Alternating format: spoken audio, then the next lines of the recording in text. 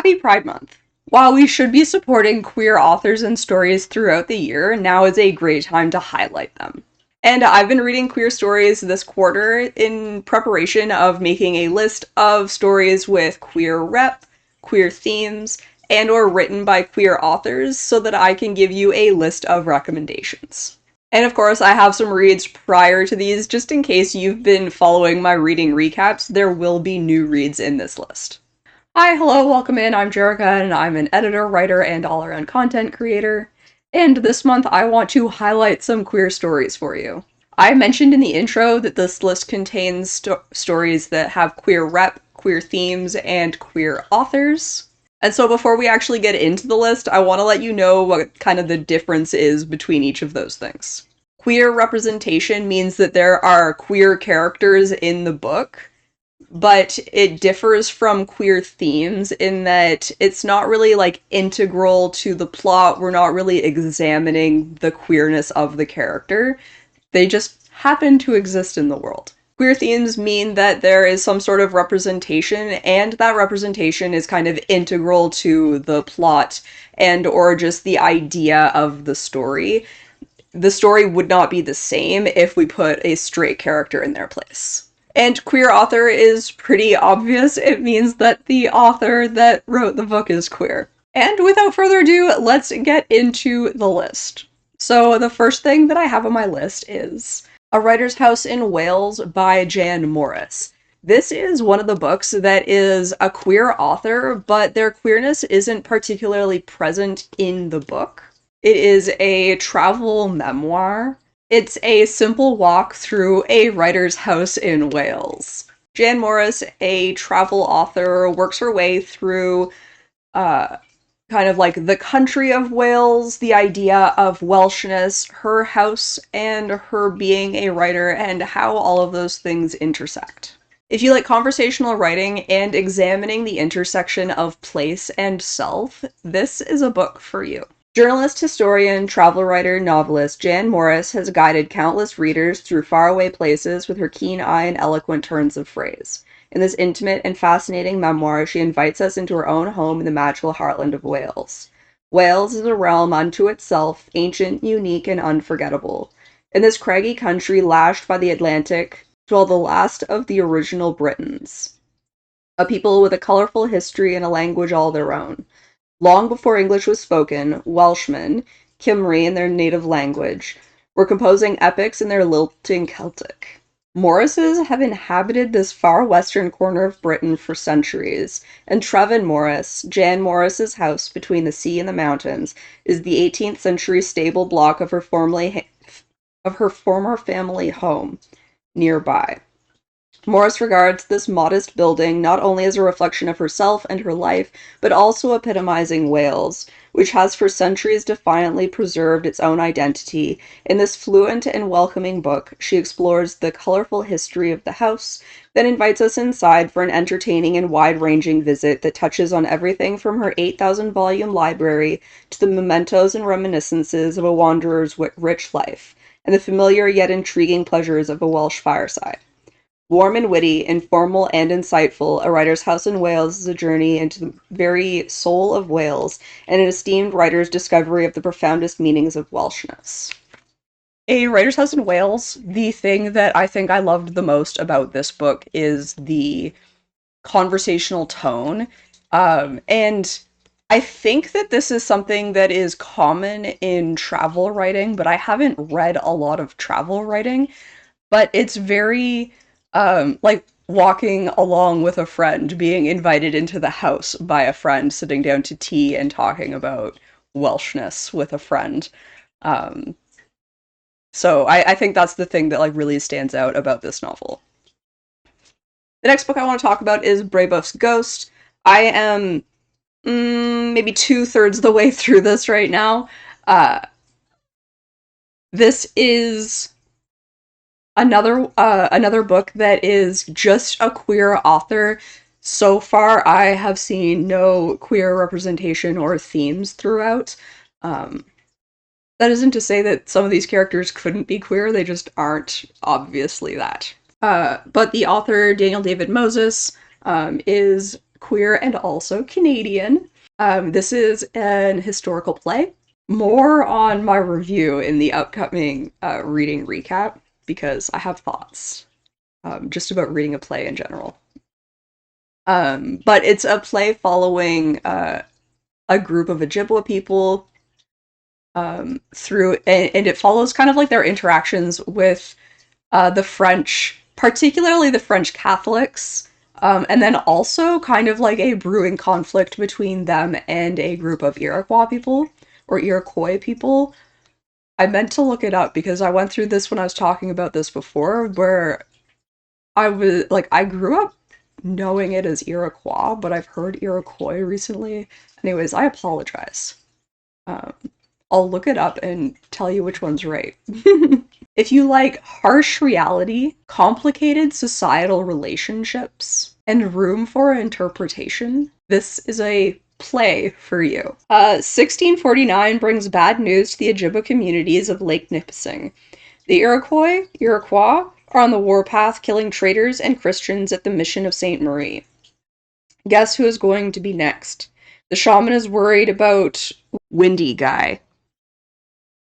The Black Robe about the fires of hell. Worlds collide in renowned First Nations playwright Daniel David Moses' epic, dark, funny, and finally healing vision of early Canada. I have now finished this. And I think the thing that stands out to me the most about this has like nothing to do with it. Because I don't read plays. The last time I read a play was back in university for school. And I think I've only ever read plays for school. So kind of the thing that stands out to me is just like the difference between um reading a novel and reading a play. But I fear the other thing is like a little bit of a spoiler, but not really, if that makes any sense, because they mention the creature on the back. And so I think maybe if I look at the content of it, the thing that stands out the most is the extremely subtle magical realism. I don't think that anybody would actually call this play magical realism, but there's just like these subtle nods to the unnatural or the supernatural. And I think that that's kind of fun. So next, let's look at The Shamshine Blind by Paz Pardo. This has queer rep, which lightly influences the plot, but I wouldn't call it having... I'm kind of on the fence about whether or not I would call this having queer themes. So let's say it does have queer themes, because if I'm on the fence, it probably does. You know what I mean? It's a literary crime science fiction or a speculative novel. A speculative fiction which takes place in an alternate universe or augmented history America, where Argentina won the Falklands War instead of America, and they did so through chemical warfare, but not the kind of chemical warfare that you're used to. These chemicals are pigments that alter mood. The actual story follows a detective who, decades after this war, works with a department that focuses on pigment-related crime. If you like noir investigative fiction, mental health allegory, and considering science what-ifs, this is a book for you. Agent K. Curtida works a beat in Daly City, just outside the ruins of San Francisco, chasing down small-time crooks. It's 2009, and the United States has been a second-rate power for a quarter of a century, ever since Argentina's victory in the Falklands War thanks to their development of psychopigments. Created as weapons, these colorful chemicals can produce almost any human emotion upon contact. And they have been embraced in the US as both pharmaceutical cure-alls and popular recreational drugs. Black market traders illegally sell everything from blackberry purple, which causes terror, to sunshine yellow, which delivers happiness. When an old friend shows up with a tantalizing lead on a career-making case, Curtida's humdrum existence as a psychopigment enforcement agent suddenly gets a boost. Little does she know that this case will send her down a tangled path of conspiracy and lead to an overdue reckoning with her family and with the truth of her own emotions. But how can Curtida solve a case, let alone her personal life, if she doesn't know which feelings are real? So the Shamshine Blind, this one was I'm pretty sure I rated a 5-star read. It was a really good read. Constantly had me on my toes trying to figure out what was coming around, like with the next twist in the mystery, I suppose, of the crimes.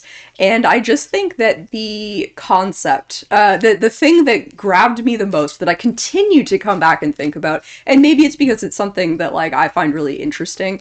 I love like kind of like attaching, like themes to colors or seasons or elements or whatever. That's something that I find really interesting. So this book, the concept that it comes from is those psychopigments where the author had to like obviously she looked a bit at like color theory and like psychological color theory to and also just like what people like the emotions people attach to colors.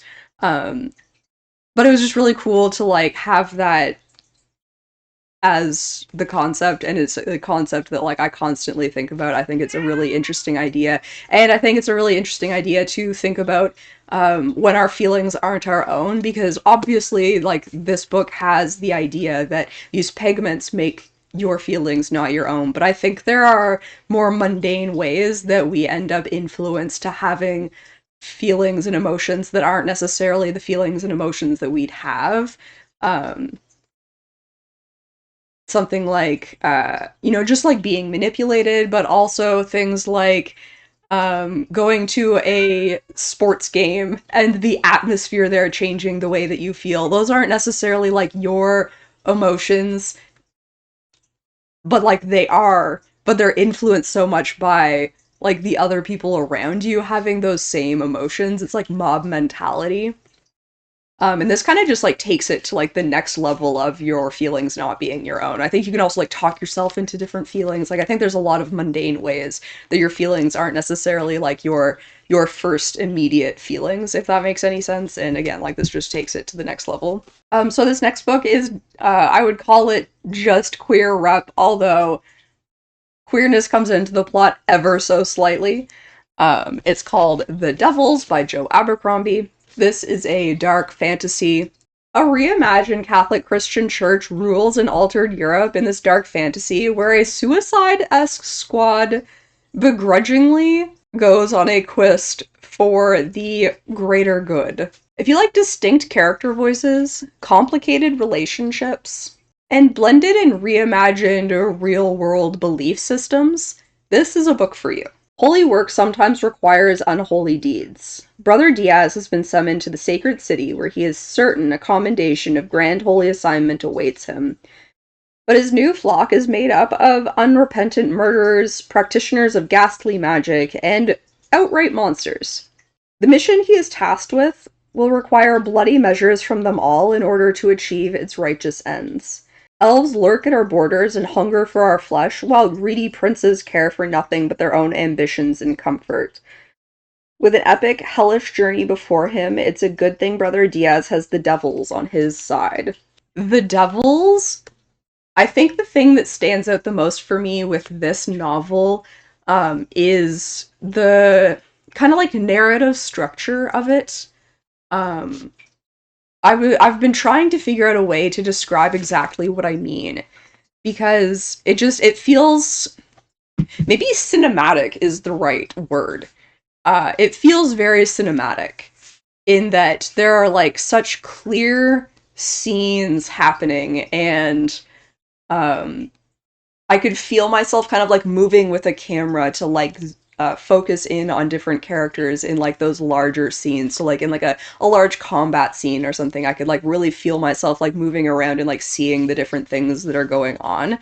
And I think that that's probably like a pro and a con, really depending on what you like. But it was something that I really enjoyed. Next, I'd like to talk about Monstrilio by Gerardo Samano Cordova. I pretty recently finished this one. This was another fantastic book. I really lucked out in the books that I've been reading recently. This has queer reps and themes in it, I would suggest. And it's a literary magical horror novel. It's a story about grief, family, identity, and love, which follows one family across many years. It's a unique perspective on child loss and how that breaks people apart and brings them back together in new and complicated ways. If you like strange creatures, unique family dynamics, and morally questionable decisions, this is a book for you. After her son dies, Megos carves out a small piece of his lung to save for herself. Acting on fierce maternal instinct and the dubious logic of an old folk tale, she nurtures the lung until it gains sentience, growing into the carnivorous little Monstrilio she keeps hidden within the walls of her decaying childhood home in Mexico City. But despite her best efforts to turn the monster she created into a man, Monstrilio's innate impulses threaten to destroy his fragile second chance at life. A meditation on grief, acceptance, and the monstrous sides of love and loyalty, Gerardo Samano Cordova's ambitious debut spans the globe from Brooklyn to Berlin, offering a cathartic and precise portrait of being human. This book was not what I was expecting at all. Maybe in the best way. I think I was expecting the beginning, like the inciting incident of child loss, to maybe last a little bit longer. And then I was kind of expecting something different from the way that the lung grows into Monstrilio. And then I was expecting something completely different from what Monstrilio was. To speak too much more to it would end up spoiling a lot of things, but I think something that I want to point out, something that I think I can point to without spoiling things, is discussing the interiority available to us in the way that Cordova examines the way that all of these characters are reacting to the things that are happening, because it's such a strange thing to be happening.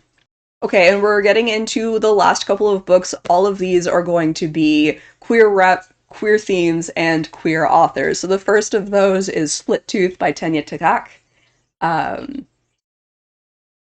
This is, like I said, queer rep, queer themes, and a queer author. It's a literary magical realism. It's an autofiction told through lyrical prose and verse, which follows a young Inuit girl through the trials and tribulations of coming of age in the North. It's a raw retelling of the truth with magical realism mixed in to aid in that emotionality of the story. If you like melodic prose, raw truth, and immersive metaphor, this is a book for you. A girl grows up in Nunavut in the 1970s. She knows joy and friendship and the love of her parents. She knows the tedium of the everyday world and the raw, amoral power of the ice and sky, the seductive energy of the animal world. She knows the ravages of alcohol and violence at the hands of those she should be able to trust. She sees the spirits that surround her and the immense power that dwarfs all of us. When she becomes pregnant, she must navigate all of this. Haunting, brooding, exhilarating, and tender all at once, Split Tooth moves effortlessly between fiction and memoir, myth and reality, poetry and prose. Tagaq conjures a world of a heroine readers will never forget. So there are two things that I think are special to this book. One of them being that it is written in both prose and poetry, prose and verse. And also, there are very small sections written in Inuktitut. I actually ended up going and finding a translation for it. I don't know. I doubt it's actually in this book. It's probably in a notebook somewhere. But I just thought that was a really cool addition. But going back to like the poetry or the prose and verse, even the prose is very melodic and lyrical. And I think all of this goes back to the fact that Tagaq is originally a songwriter. She's an Inuit throat singer. The other thing is um, the way that the protagonist speaks about the elements of the world and the way that that's shown in the formatting. So kind of what I mean by that is like when she speaks of like the sun, it's like a capital S sun. The sun is its own being and it deserves to like be spoken in a way that like makes it its own being, you know? Kind of like the way that we capitalize like gods and goddesses. While she does talk about gods and or um, mythical beings, I suppose. I don't know if they refer to them as gods and goddesses. Deities, I suppose, is a better word also. Because at the very least, she talks about Senua. Um, but I just think it's really interesting to like consider like the forces of the world, the forces of nature, and like give them that power by capitalizing them, like in the prose. That was something that I really appreciated going through, and just like because of the way that like the protagonist is speaking about them, it just gives them like this like lofty power that I really like, because that kind of like aligns with the way that I think about the world. So I mean that's kind of specific to me, I suppose, but I think it's an interesting thing for anybody reading it. The next one that hits all three queer rep, queer themes, and and queer author is The Seven Husbands of Evelyn Hugo by Taylor Jenkins Reid. Um, this is an historical literary romance. A memoir interview follows a Hollywood actress's struggles from the 50s to current day, though generally more in the past than contemporary, touching on all the big ones: class, race, gender, and sexuality.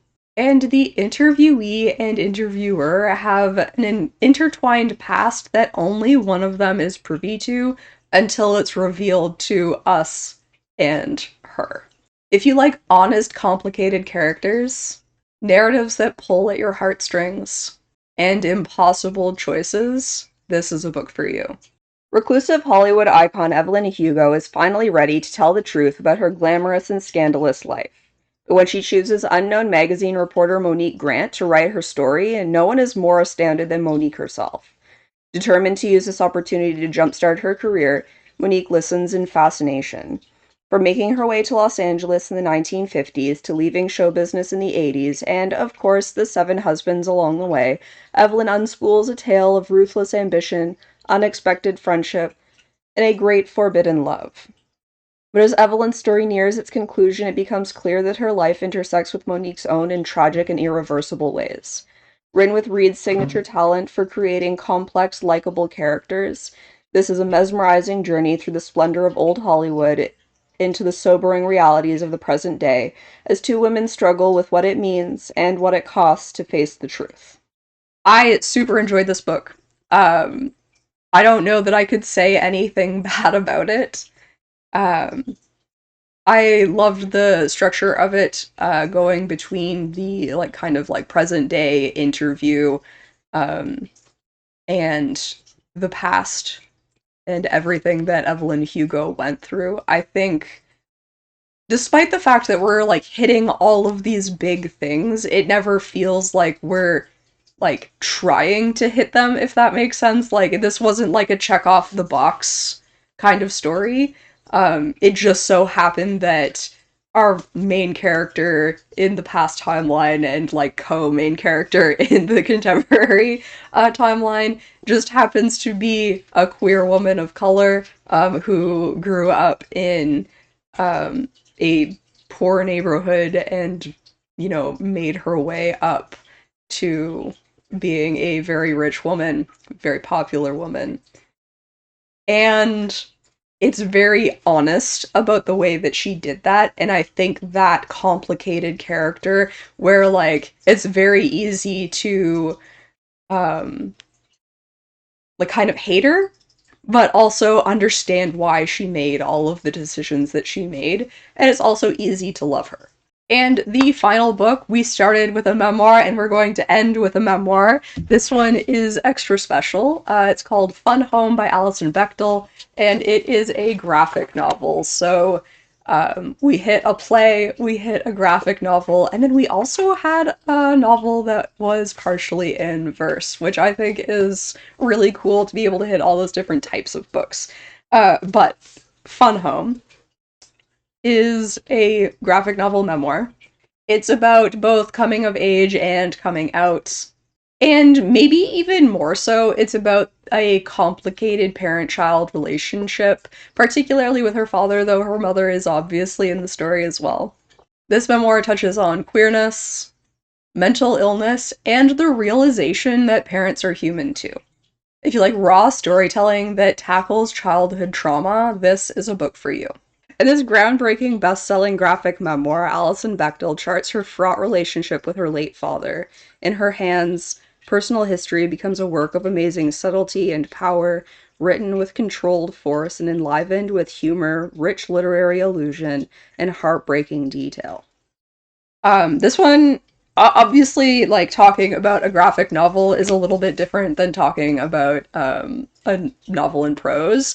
But uh, and maybe that's what I talk about, is it's a graphic novel, and so maybe I talk about the graphics in it. And something that really stood out to me was that if you choose to pay attention, there are like just some like little details that like really tickled my fancy. um I can't really tell you what they are without spoiling it, so go read it and see if you can see the little details that I liked as much as I did. And that's the end of my list of queer novels for this year. I would love to know if you've read any of these and what you thought of them. I would also love to know which ones you've decided to add to your TBR. And maybe more importantly, I would love some recommendations for more queer stories to read. I'm open to pretty much anything, but I would really love some queer horror and some queer romance, I think. Follow along for more reading, writing, and editing. Thank you so much for watching. I hope you had fun, found a new book. I had a blast. Catch you next time. Bye. Morrises have inhabited it. Oh my gosh. If you like distinct character choice, nope. I'll read the back copy for you. Hello, Ignatius.